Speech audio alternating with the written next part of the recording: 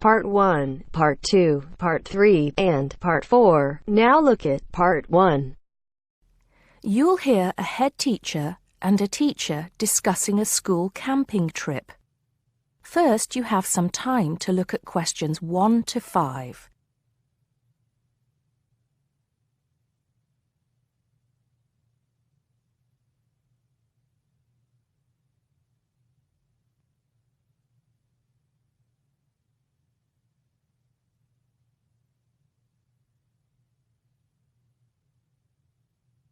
You should answer the questions as you listen because you will not hear the recording a second time.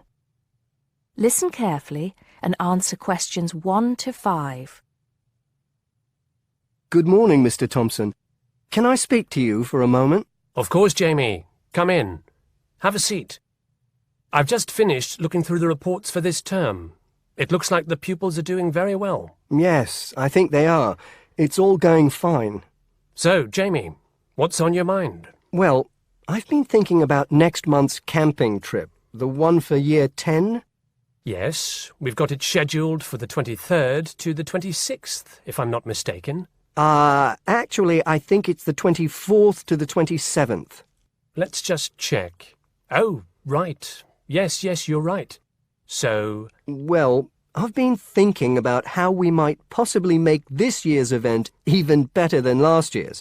Not that last year's wasn't great, but... Suggestions for improvement are always welcome, Jamie. So, what have you been thinking about? Well, to tell the truth, I wasn't completely happy with the camp we used last year.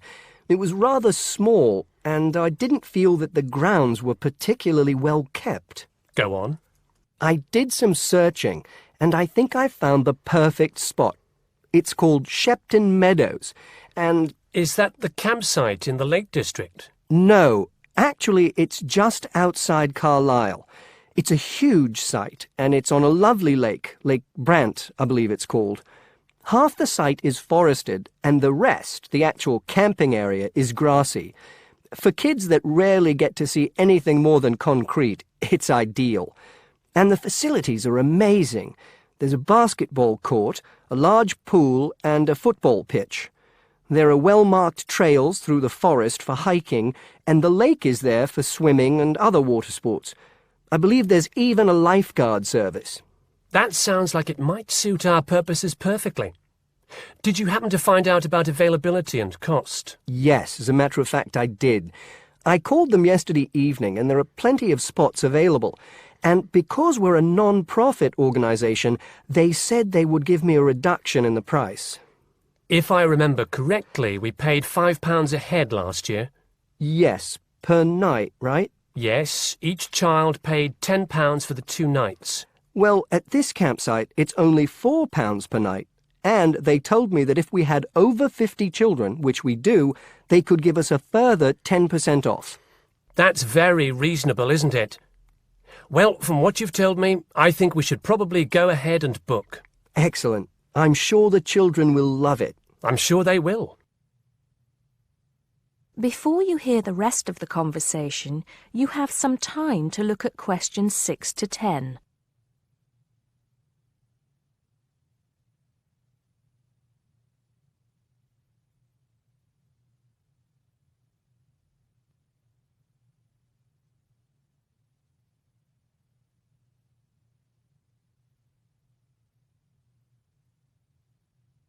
Now listen and answer questions 6 to 10.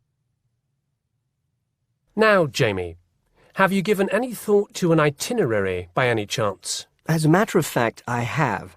Wait 1 second. Yes, here it is. I've made a few notes. Okay, so, now, these are just ideas, of course. Yes, go on. Let's hear what you've got. Right. We time it so that we arrive at the camp around 7 on Friday evening. It'll still be light then, and we'll have plenty of time to set up camp and get ourselves settled in. At 8, we could have a barbecue, hamburgers and hot dogs, something that's nice and easy to prepare. And that children love. Yes. Then, lights out would be at 9:30, so the children will get a good night's sleep and be up bright and early at 7 on Saturday morning. Breakfast would be at 7:30, an hour's hiking from 8 till 9, and then a couple of hours at the lake. That would take us up to 11. I think that an hour of free time would then be in order. Let them have a chance to explore a bit on their own, you know? Yes, great idea. And then? Let's see, a picnic lunch at 12, and then sports in the afternoon till 4. Another swim until 5, and then supper. After clean-up, around 6:30, we could have a talk-back session, where the children get a chance to discuss their day and anything else they might have on their minds. Then a campfire and sing-along at 8, back to the tents at 9:30, and, well, that takes care of Saturday. Excellent, excellent. That would certainly keep them busy. What about Sunday? Sunday, right. As on Saturday, same wake-up and breakfast times, and then I thought we could go on a bit of a day trip. There are some caves about an hour's walk from the camp, which I thought the children might find interesting. We could leave at 8, which would mean we'd get to the caves at 9. They could explore for a couple of hours, and we'd head back at 11. 12 o'clock would see us back at the meadows. An hour's swim, and then lunch at 1. Then we could have organised games in the afternoon until supper at 5. It would take us an hour to clean up our sites and pack up. We'd be on the buses at 6 and all set to head back into the city. Well now, you've certainly put a lot of thought into this, Jamie, and it's paid off. I think it sounds wonderful. I can't think of a thing that needs to be changed. Let's go for it. Brilliant! I'll get the itinerary printed up and put it up on the notice board this afternoon. That is the end of part 1. You now have half a minute to check your answers.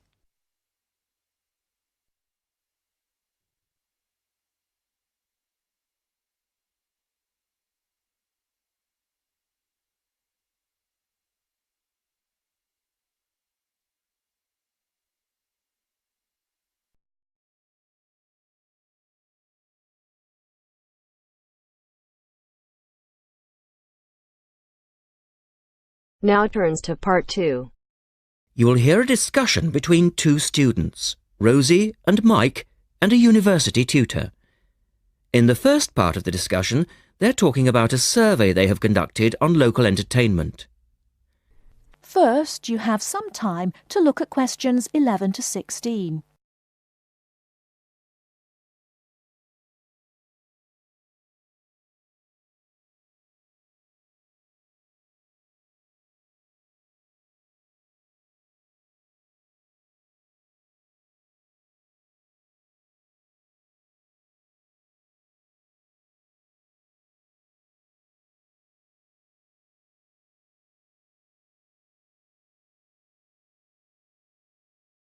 Now, listen carefully and answer questions 11 to 16.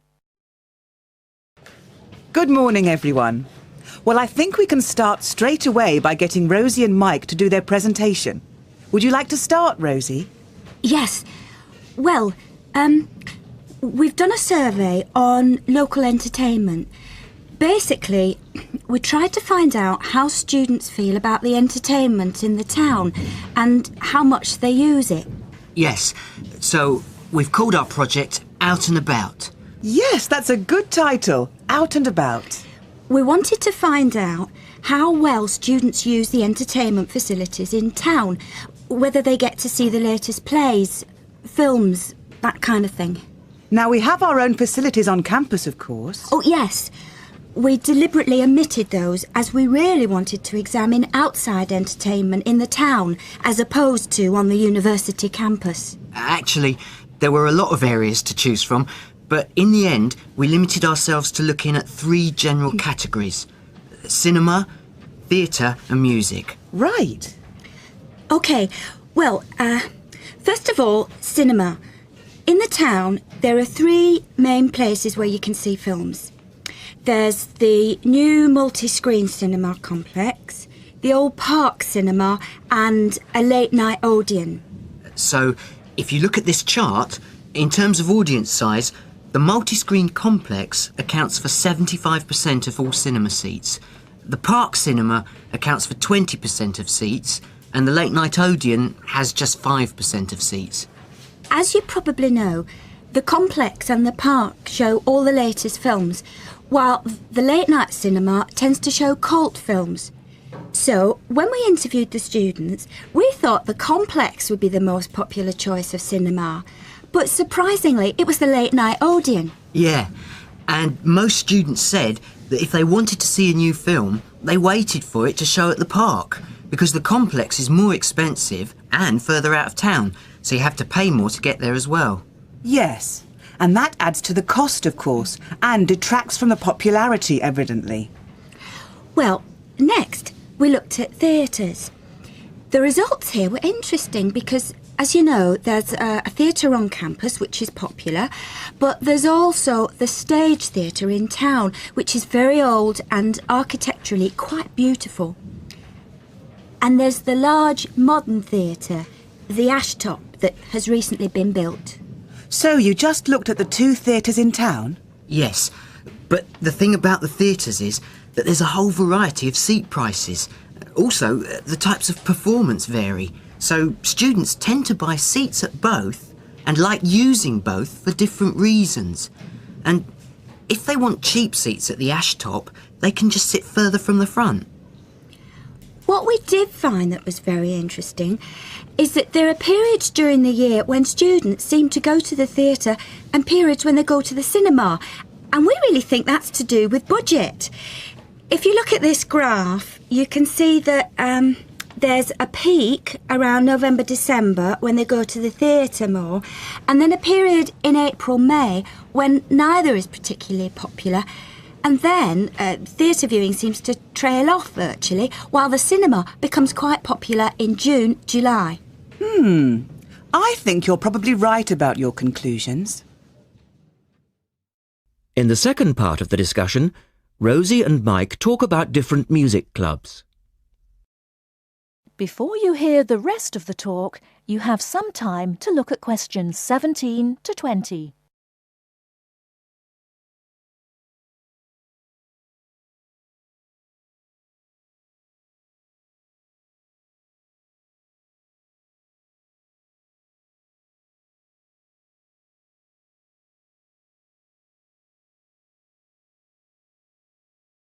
Now listen and answer questions 17 to 20.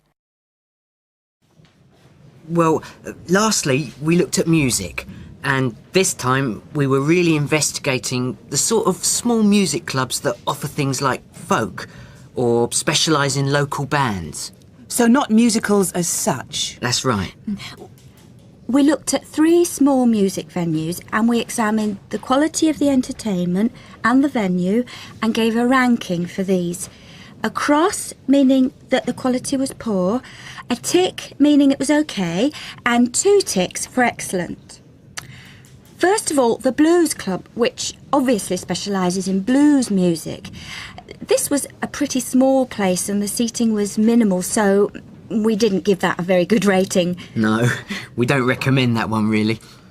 Then the Sansu, which plays a lot of South American music. It was a big place, very lively, good performers, so 2 ticks for that one. The Pier Hotel is a folk venue, a good place for local and up-and-coming folk artists to play. Not the best of venues, as it's in a basement and a bit dark, but the quality of the entertainment was reasonable and the lighting was very warm, so we felt it deserved an average rating. Now finally, there's the Bald Rock Cafe, which features big rock bands and is pretty popular with students, and we enjoyed ourselves there as well, so top marks for that one. And then, did you get any information from the students as to which of the clubs they preferred?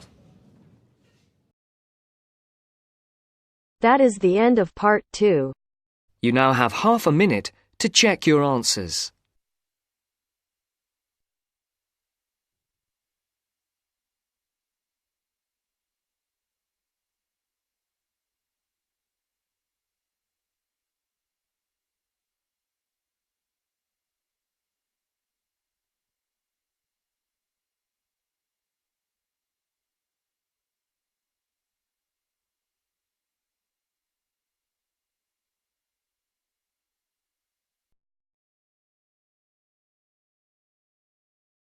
Now turns to Part 3.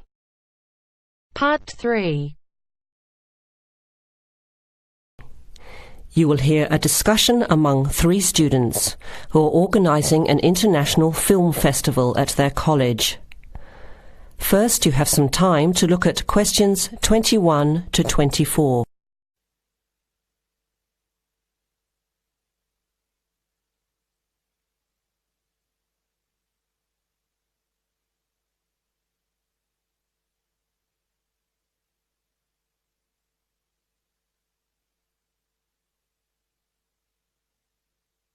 Now listen carefully to the first part of the discussion and answer questions 21 to 24. Thanks for coming to this meeting on such short notice, Anna and Veronica. It looks like we have just become the organising committee for this year's International Film Festival. We've all just met, so perhaps we should start by an introduction with a bit of background from each of us. Okay, I'm Anna. I finished 3 years of a languages degree in Sweden, where I come from. This year I decided to study overseas to get to know a different part of the world. I'm also a big fan of European cinema, especially French and Italian. Those are the languages I majored in, along with English. To me, film is a great way to learn about the rest of the world. I was in the film club at my university, so when I saw the notice asking for volunteers, I thought it would be a good way to meet people and get involved in something I really enjoy. Thanks, Anna. My name is Veronica and I come from Italy. I'm doing graduate studies in English literature. I went to some of the films in the festival last year and enjoyed them. I especially liked the video interviews. That was when I decided to get involved. I used to do film reviews for our student newspaper back home. Hi, I'm Chris from Scotland and I'm in 4th year journalism. Cinema is my hobby. Last year I joined the organising committee just like you have now, and somehow this year I've ended up in charge.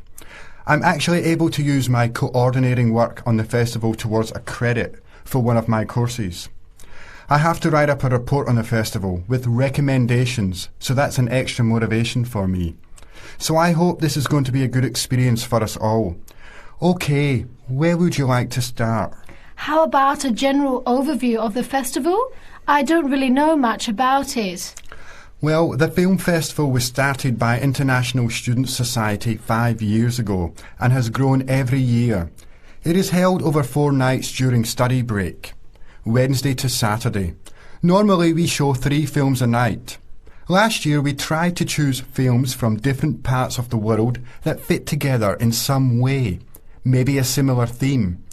Or we could feature a type of film like action films or science fiction. Now you have some time to look at questions 25 to 30.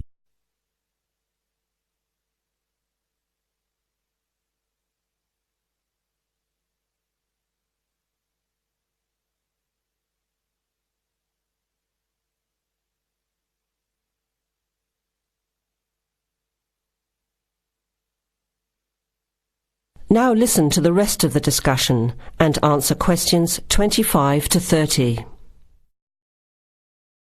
Who picks the films? It's up to us on the committee to decide.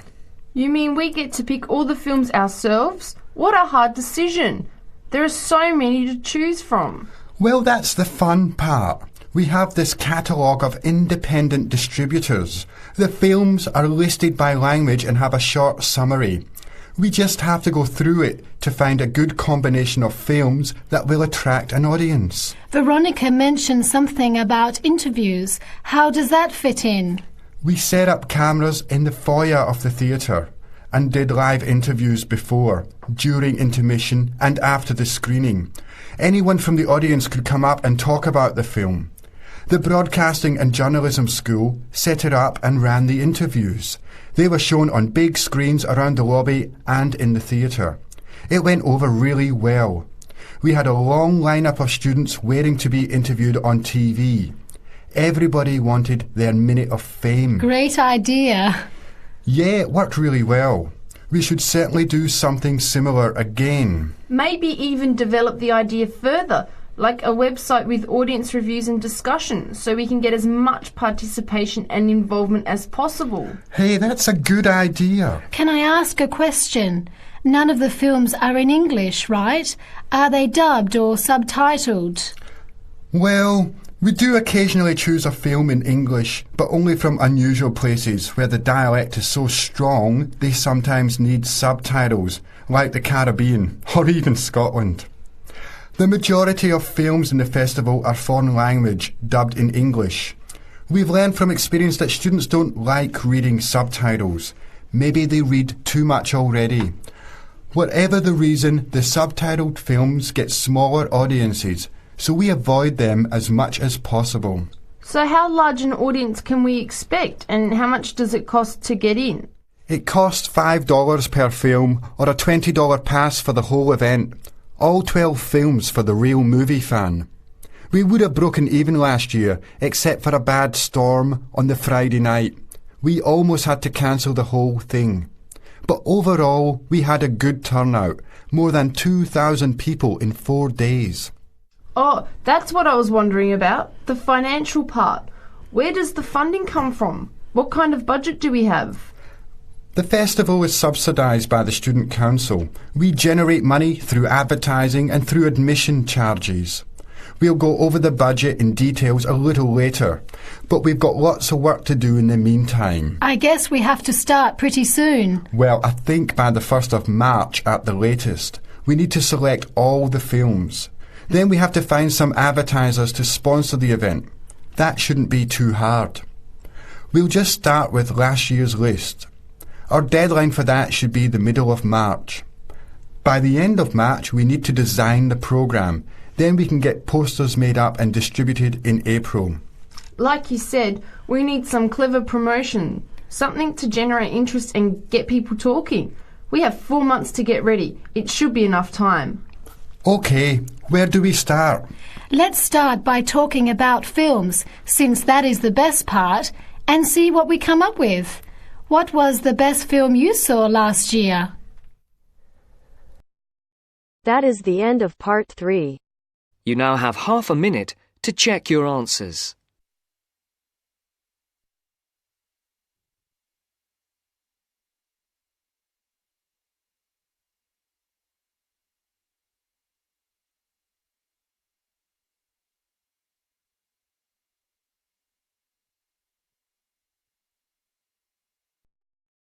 Now turns to part 4.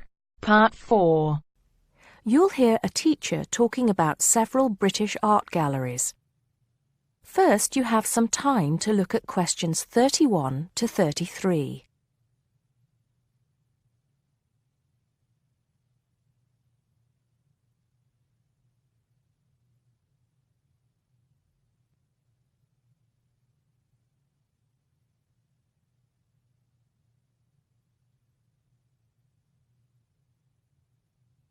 Now listen carefully and answer questions 31 to 33. Good afternoon. Welcome to the first class of V100 Art and History. The objectives of the course, as you will have seen if you've taken a look at the syllabus, include familiarizing yourselves with the vocabulary and language of art, learning about the basic elements of art and design, and finally, discussing historical periods as they pertain to art. The course will also give you the opportunity to visit some of the many galleries and museums that Britain has to offer. So, having said that, I'd like to spend the rest of today's class talking about 4 of the more important galleries that we will be visiting in the coming year. As most of you already know, or at least I hope most of you know, there are 4 Tate galleries in all. To begin, I'd like to tell you a little bit about the Tate Modern. Tate Modern is located in a very busy part of London called the South Bank. It's close to 2 world-renowned tourist attractions, St. Paul's Cathedral and Shakespeare's Globe Theatre. Now, interestingly enough, Tate Modern is housed in what was a power station built in several stages between 1947 and 1963. It was closed down in 1981 and reopened as a gallery in the year 2000. Tate Modern consists of 5 levels, with the Tate collection being shown on the 3rd and 5th levels. On level 2, the works of contemporary artists are exhibited, while level 4 is used for holding large temporary exhibitions. Since this museum opened, it has become a popular spot for both Londoners and tourists alike. And believe it or not, it doesn't cost anything to get in to see the collection displays. Before you hear the rest of the talk, you have some time to look at questions 34 to 40.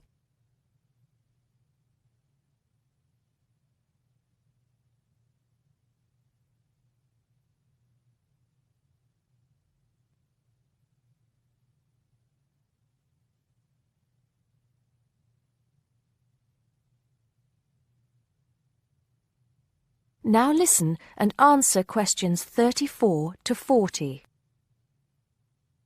Now, the second gallery I'd like to talk about is Tate St. Ives, which is in Cornwall.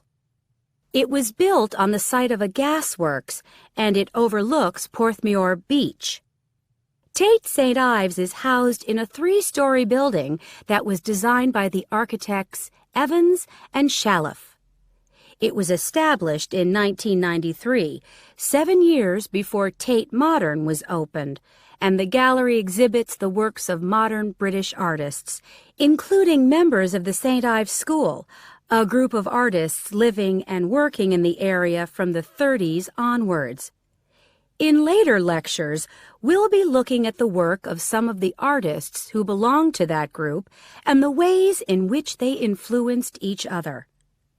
Okay, am I going too fast for any of you? No? Good.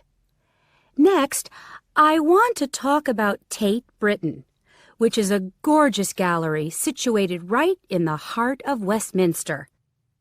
Tate Britain was the first of the 4 Tate galleries to open, and it was established in 1897. It was built on the site of an old prison, and when it first opened its doors, it was called the National Gallery of British Art.